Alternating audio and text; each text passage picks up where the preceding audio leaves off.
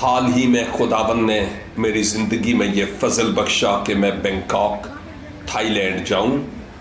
میرا mission trip تھا، لیکن اس دوران اتفاق ہوا کہ وہاں کی جو لوکل تھائی فوڈ مارکیٹ ہے یا آپ فوڈ سٹریٹ کہہ سکتے ہیں، میں وہاں جاؤں اپنے عزیز بھائیوں اور بہنوں کے ساتھ. اور میں نے دیکھا کہ وہاں کے جو کھانے ہیں وہ موسٹلی وہ ہیں جو چائنیز طرز کے ہیں.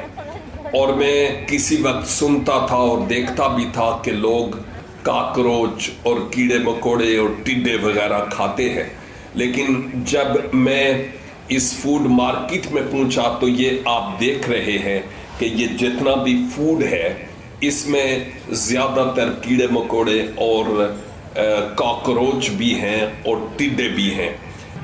یہ وہ کھانا نہیں جو ہم پاکستانی لوگ وہاں پر کھاتے ہیں یا ہمارے پاکستانی لوگ کھاتے ہیں، لیکن موسٹلی چائنیز اور جو تھائی لوگ ہیں وہ اس طرح کا وہاں کھانا کھاتے ہیں. فوڈ مارکیٹ میں اور بھی کئی کھانے ہیں جو ہم کھا سکتے ہیں، جو ہمارے لیے پرابلم نہیں ہے.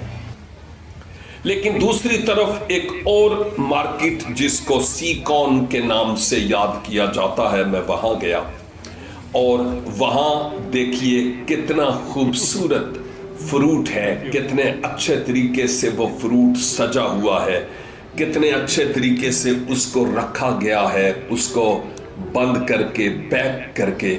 اور وہاں کے لوگ اس فوڈ کو لے جاتے اور اس کے ذریعہ سے خوب محظوظ اور لطف اندوز ہوتے ہیں. اور بہت سارا فروٹ ایسا ہے جو پاکستان میں نہیں ہے اور بہت سارا ایسا ہے جو وہاں ہے. اس کے رکھنے کا طریقہ ان کا اپنا ہے اور ہمارے رکھنے کا طریقہ ہمارا اپنا ہے. لیکن اس فروٹ کو دیکھ کر بہت اچھا لگا اور مجھے بہت برکت بھی ملی یہ جان کر کہ کس انداز سے لوگ اس فروٹ کو مختلف طریقوں سے سجا کر رکھتے ہیں. اور ان کے سجا کر رکھنے کے بھی مختلف انداز ہیں اور یہ مختلف باتیں ہیں جو یہاں پر میں نے دیکھی ہے.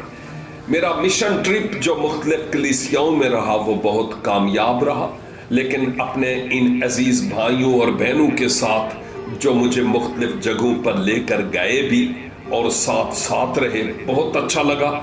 وہ میرے لیے برکت کا سبب بنے اور کلام مقدس کے ذریعہ میں ان کے لیے برکت کا سبب بنا.